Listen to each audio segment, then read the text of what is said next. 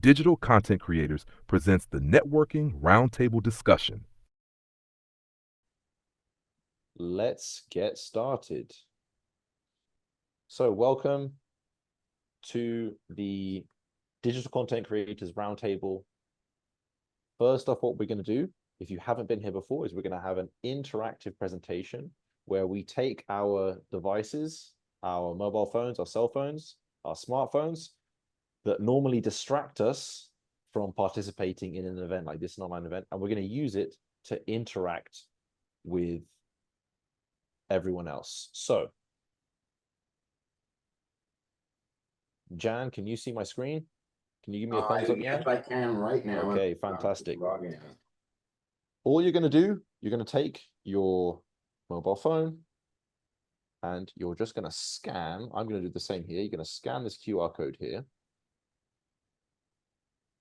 And then once you're in, you're just going to give me a thumbs up, and I can see people are already there giving the thumbs up.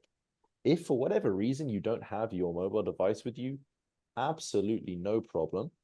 I'm actually going to put in the chat right now a link. And that link, when clicked, I'm just going to click on it now, just so you can see, takes me to the presentation. Let's give a thumbs up like that. So you can either do the link in the chat or you can use your mobile device, your tablet. Fantastic. So I've already got 10 of you there. If at any point you, for some reason, you lose your access, then you just come back to the chat, use the same link, or go to menti.com/47463941, and also just interact in the chat as well. Okay, just interact in the chat if for whatever reason you can't interact here. So first question, let's see where everyone is joining. Oh no, I went ahead. 1 second, guys. There we go. That's the wrong order. Okay, there we go. Where are you all joining from?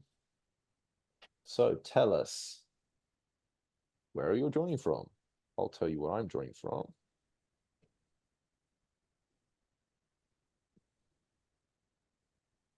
I got the wrong spot. So New York, I know that's probably Anne, New York City. I'm Rio de Janeiro, Brazil. We got California, we got Christine, who's Philippines, New York, Ecuador, Louisville. Fantastic. We got a completely international audience. And you said Louisville right. Holy mackerel. Oh, I said Louisville right. Okay. Awesome. Who is that you, Scott? That was me. Yeah, I quip like that sometimes. Okay, no. How do people say it? Do they say it? How do they normally say it wrong? Louisville. You hear that often. Louisville. Okay. It's like Illinois. Okay.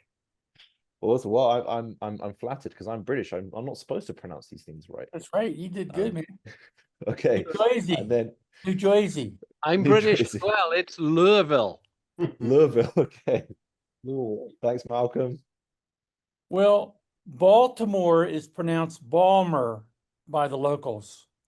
Oh, really? And Okay. don't go to Charleston, South Carolina ever. You'll never pronounce the names of the streets. Okay. So we've got Connecticut. Driving. Awesome. I see a lot of different people here, so we're doing well. Driving. Yeah, oh, so that's where we're joining from. They're joining from, they're driving while they're on an interactive. Please don't crash.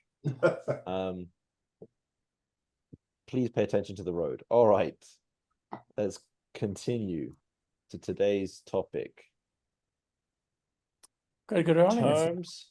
So we have terms, tech, and takebacks. What every creator must know about AI and intellectual property. So before we get into it, guys, do you use AI in your publishing process? Let's see. Okay, sometimes. Okay, all right. Yes, significantly. I don't see results, Evan. Can you move this? Is it me? I'll reshare. Maybe it's just a bug. Are you guys seeing the results now? Let's see. Starting. Now we are. Okay, cool. So you can see here, guys, we've got yes significantly, sometimes. So everyone's using it in some capacity. Everyone is using it. I haven't seen that no one has voted no. I prefer 100% human effort, which is interesting. I'll just look in the chat now to see what we're getting. Every single day. Yes, sometimes, always. Seldom so far, Tammy, but you're still using it. And then we got Diane saying some clients won't allow me to use AI. Okay. Good. Interesting. Huh. Okay, so it seems like every day. Yeah, everyone's using it. There's not a single person that isn't using it yet, which is very interesting in terms of adoption. Okay, so meet your hosts. Jan, who are you? Hi, I'm Jan Zucker, for those who don't know me. I'm the founder of Digital Content Creators, and we do content creation, production, distribution for people who need services in print and digital assets. But I'll get more into that a little bit later. Fantastic. My name's Evan. I run these kind of events. I work with Jan in DCC in an operational role and for digital events. And Christine? Can Hi you introduce everyone, yourself? I'm absolutely Evan. I'm Christine. I'm the project manager of DCC. Pleasure to be here and meeting good, innovative people. Thanks, Evan. Thank you. And our guest speaker today, Paul Gerbino. Can you introduce yourself? Yep, this is Paul Gerbino. I'm with Creative Licensing International, based in New Jersey, and we help publishers and content owners make money on their content after their primary use. Thank you so much, Paul. So let's get into the topic today. Paul, protecting intellectual property is kind of what we're going to be talking about. Why authors, content creators need to understand copyright, licensing, and the fine print of platform terms, and how to protect their work from scraping, theft, or misuse. So can you just give us an introduction, Paul, to this quite big topic? Well, actually, this topic is really 4 separate sessions, right? I wanted to, though, go back to something Jan had said in a prior session you guys did, where he said if AI can cure cancer, then stealing is justified. And my attitude on this, and Jan, and you and I will disagree, is that even though the end result may be good, stealing is still stealing. And by the way, this is also the justification big tech has given everybody for what they do, because they're doing it for the greater good.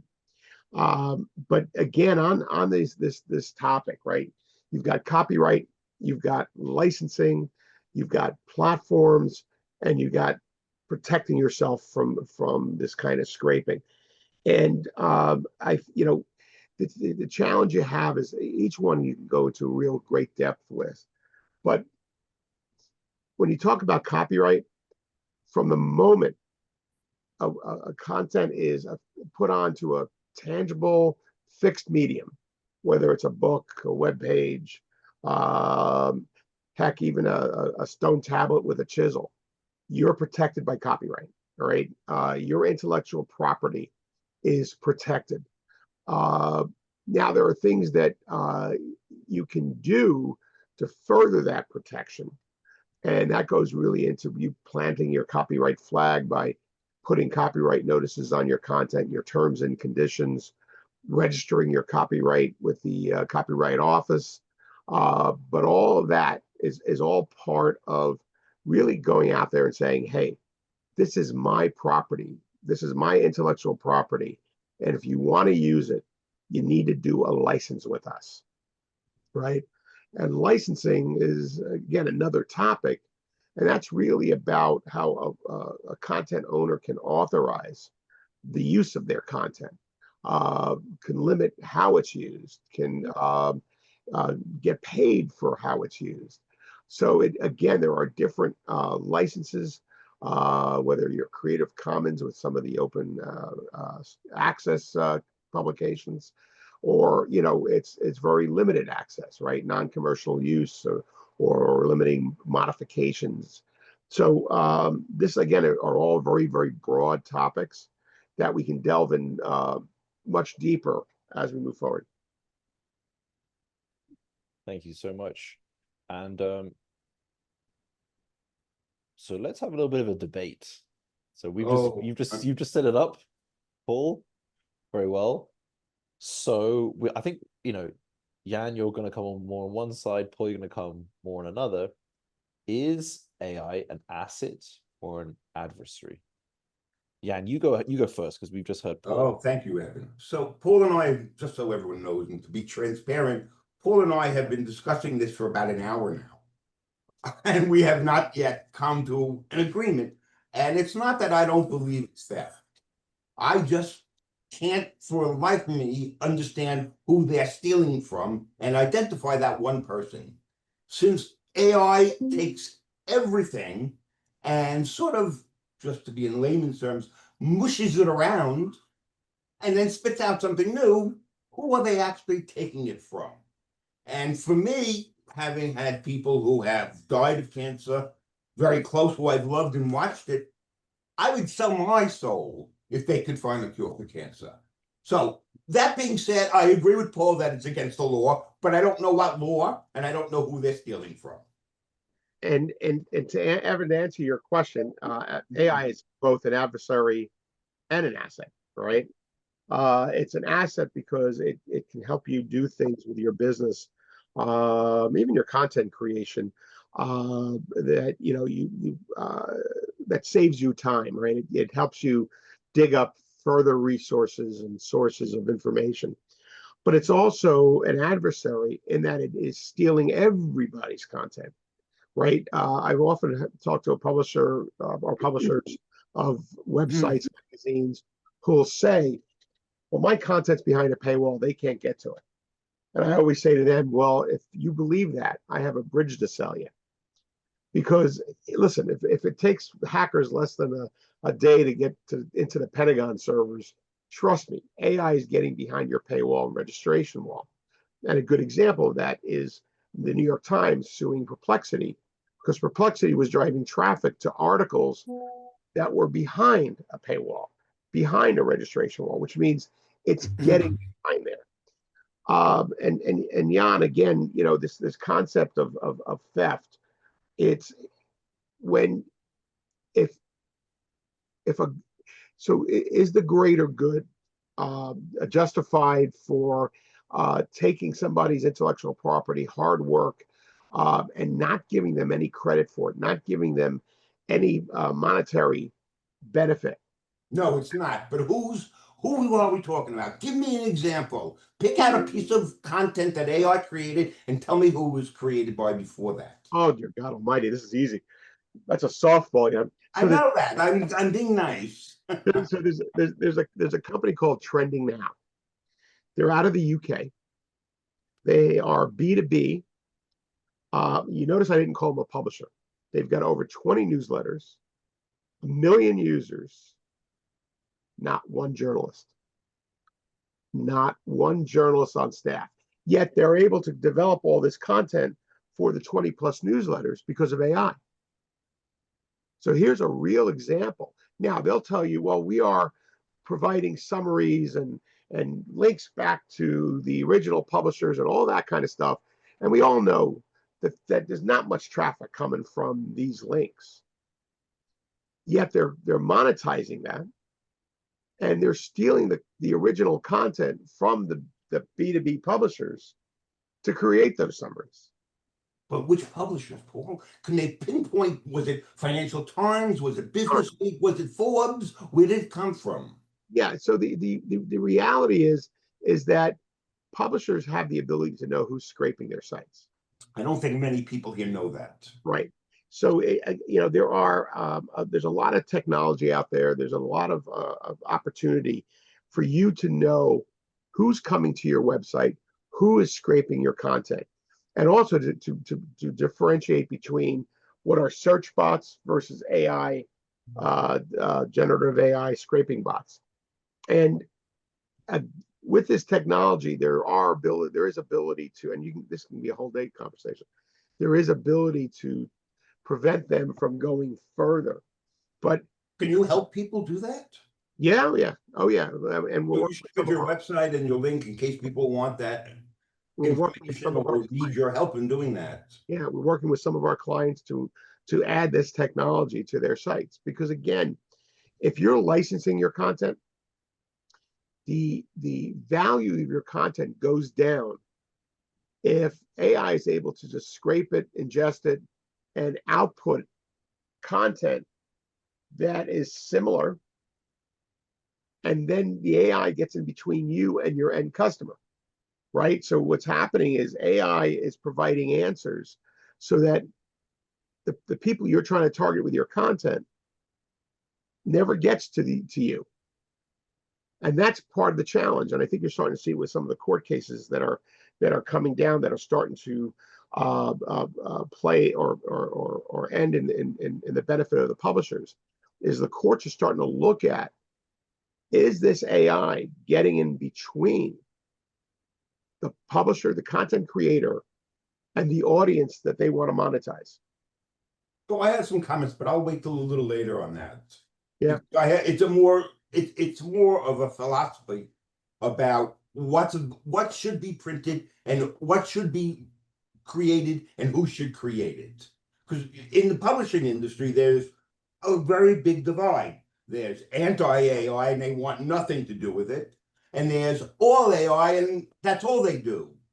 Yeah. And what we're saying is that we call it the Goldilocks zone, where there's a combination of both.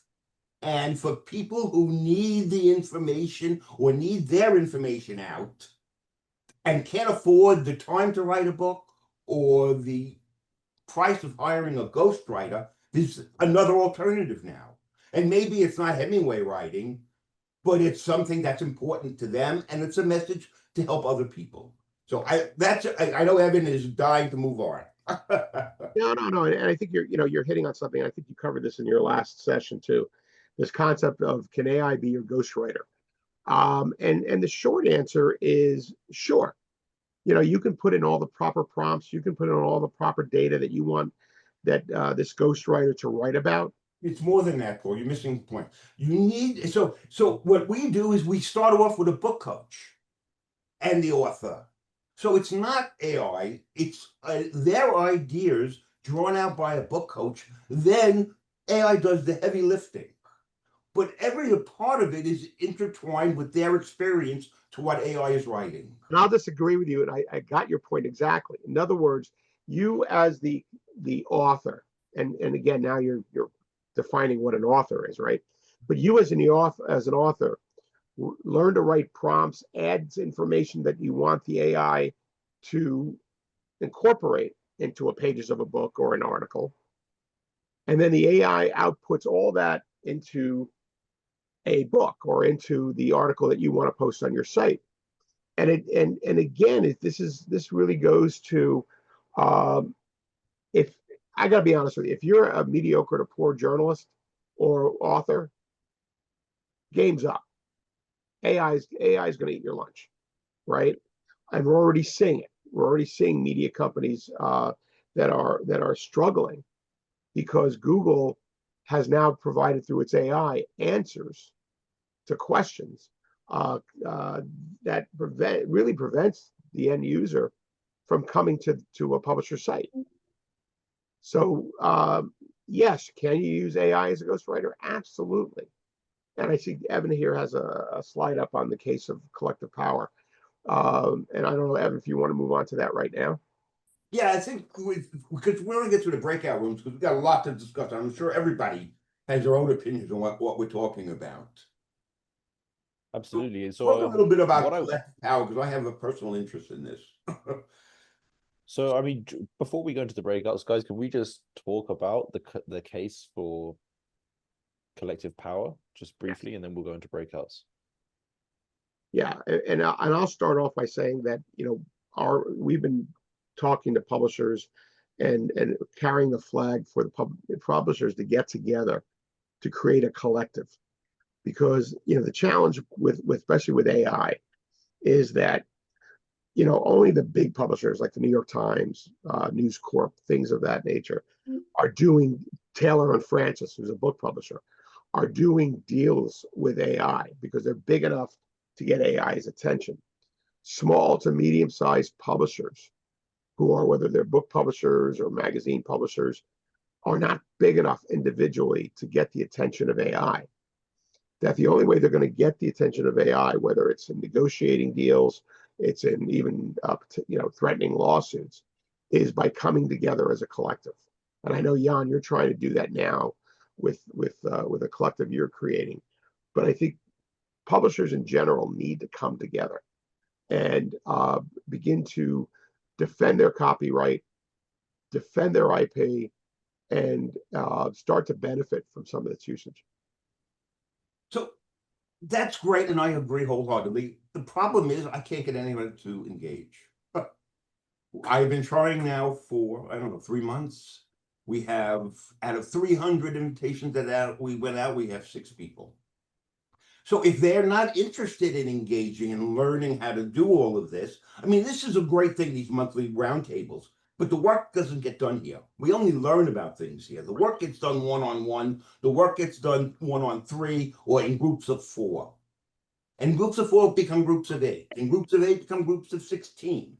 And that's how you build traction, and that's how you build integrity, and you have the leverage to do what has to be done. So I'm going to send out one more invitation to everybody. If they want to join, I would really appreciate it, because there's a lot of information I would love to share. And if we don't get enough, I'm just going to give up on it. And that it's not a threat, and don't take it as a threat. It's just that I don't think anybody can move through this period alone. Yeah. Do you agree with that?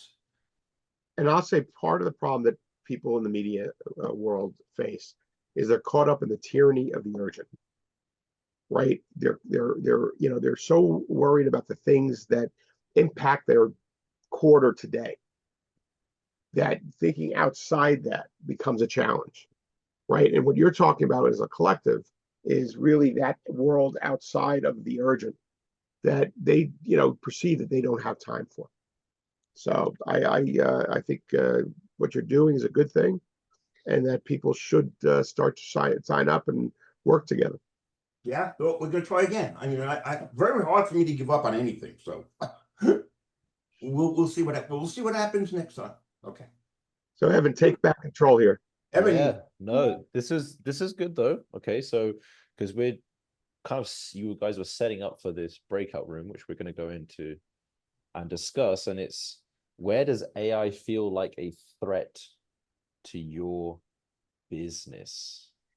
Because this is an interesting topic, because we've talked a lot about kind of like how we're using AI, and we've been talking a lot over the past few roundtables about kind of like strategies, but we haven't really focused too much on where we feel like AI poses a threat.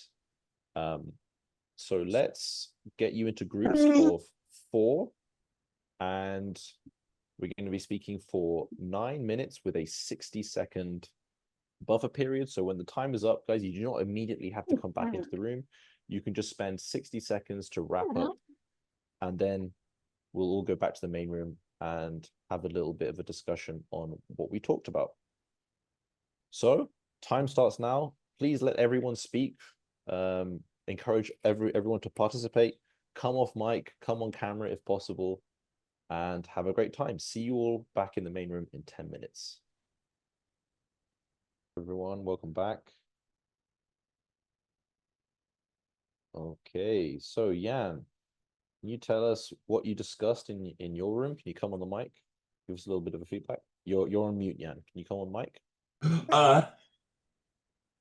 We discussed the breakout question, and most people think it's both. But I would say they lean towards having to accept it, so looking at it as an ally and as an asset, because it is, if you look at it from a positive point of view. everything in this world will have problems if you want to look at it that way. And certainly all new changes, all new technology has the ability to do that. But I think that's one of the reasons we need to put together a collective to fight our way through this. Not fight is the wrong word, to move our way through this. Fantastic. And Paul, what about in your breakout? Yeah, well, I had a What did you great guys discuss? conversation with Whitney and Brittany and Diane, and we talked about the need. One of the threats is obviously the need to learn the technology, to be part of the curve, if not ahead of it, and how we can utilize it to better our businesses, right? So there is that learning curve. There is that. It's like a new technology, right? It's like going from a buggy whip and driving horses to driving a car. You need to stay on top of the technology and really find ways to incorporate it. We talked about the fact that that just like every technology that has come across, there are incredible benefits to society, to people. Like Jan would say, finding the cure of cancer, right? That these technologies provide, and how do we take advantage of that?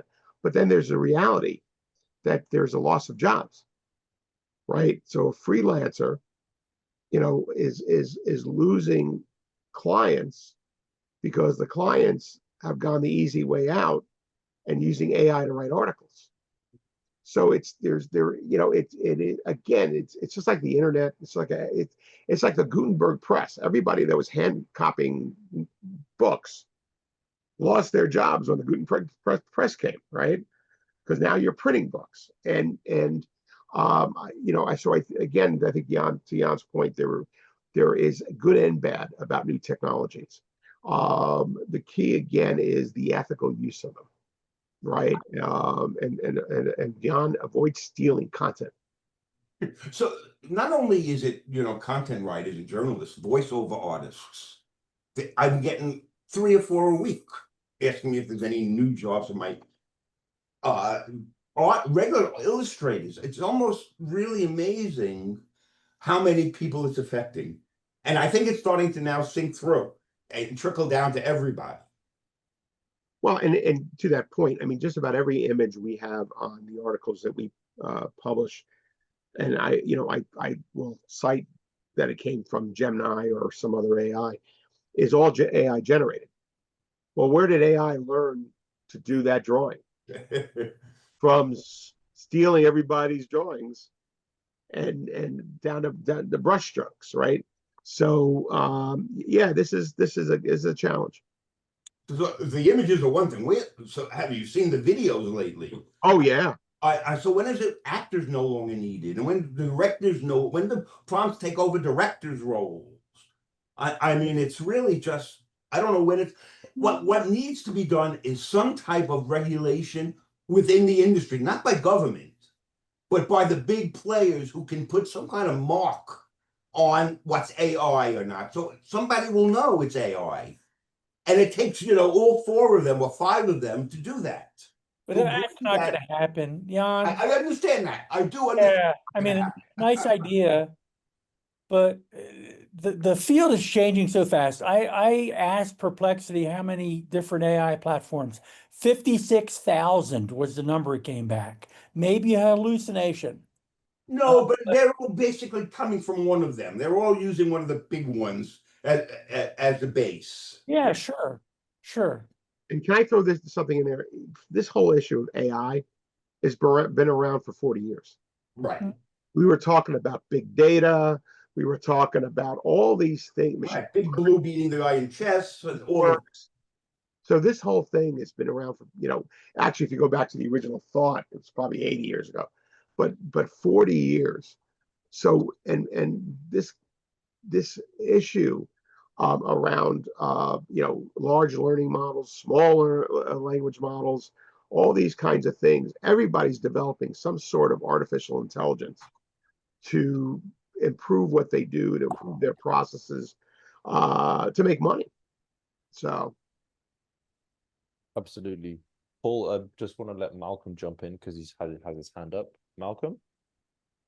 Yeah, it's interesting you say that, Jan. Somebody sent me I was putting a little ebook together for someone yesterday, and they sent me a black and white photo, and they said, so I don't have a color one. So I thought, okay, I'll play with AI with it. It colorized it, and it was pretty accurate. Put the grass green and everything like that. It put a watermark on there, and it said AI. So I believe that there are some, guardrails starting to be put in place for that. That's interesting. I didn't saw that before. Yeah, and I think it was either Gemini or Perplexity that I did it with. And yeah, and when the person actually sent the color picture that they found, it was awful lot of similarities. Anyway, back So to we just did a book on a memoir for a priest, a Hungarian priest who's 83, and he had photos for about 55 pages of photos, from newspaper clippings to everything. And Christine took them, used AI, colorized what was there, and then enhanced the black and white photos and sent it back to him. And now we're waiting to see how it comes out in print. But this is instead of sending it to somebody who's on Photoshop and who's going to cost, $100 a photo to redo it pixel by pixel. That's how it used to be done. Yeah. It's interesting. Scott in the chat put up photocopiers, fax machines, on and on and on. And by the way, that's why you now have the Copyright Clearance Center. You've got independent organizations in different countries, because the photocopying and sharing of content, a publisher should be paid for that, right? It really goes back to, how content is used. What was the original content that helped create whatever you're creating, and stop looking at it as, as something that is just part of technology. Absolutely. So, Jan, I want you to just give us a talk about your content. It's not mine. I mean, I started it, but it's was meant to help everybody. So, I don't know if Christine can put up the view of the group chat that we have. We switched it over to Microsoft Teams. We have 6 or 7 people. There are different sections of it. And I think it would be a great idea to everybody to join, even if you don't want to participate, just to know what's going on. It's important to keep abreast of what information that we're going to be sharing is. This is only once a month, and we're moving around on topics. This is going to be anything you want to talk about and want more information about. There'll be a group effort to help. So that's my pitch for this. I don't want to threaten that, I'm going to stop doing it, but I put a lot of effort into it.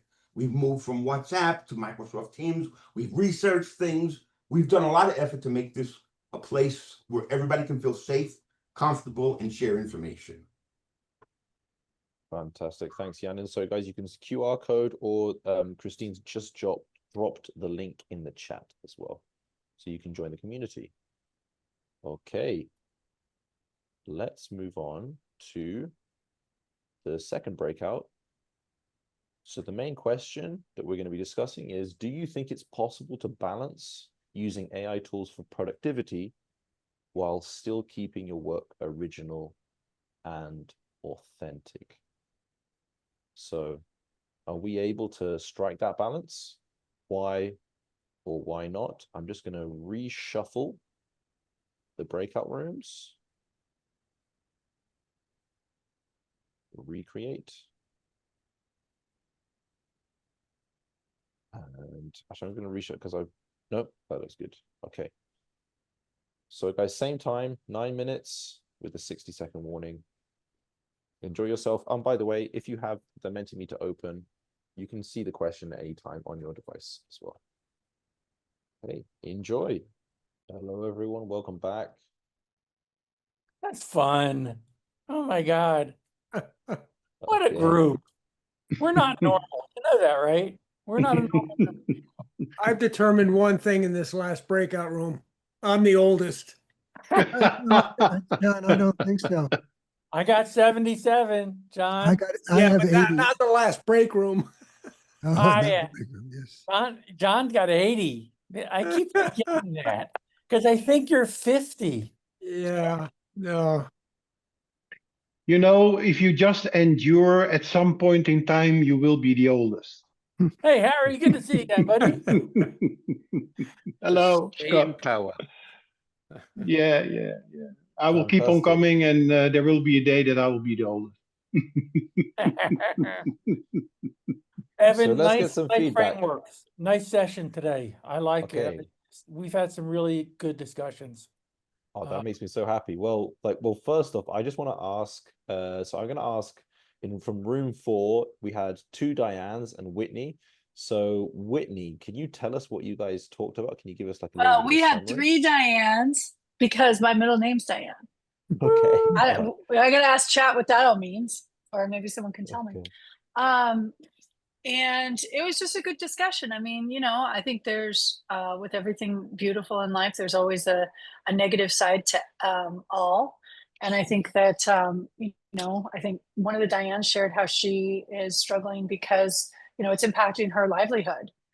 I think just that's a big challenge for me. I just like to focus on what is possible, but I also don't have that impacting my business because, like what Scott said, I'm a coach.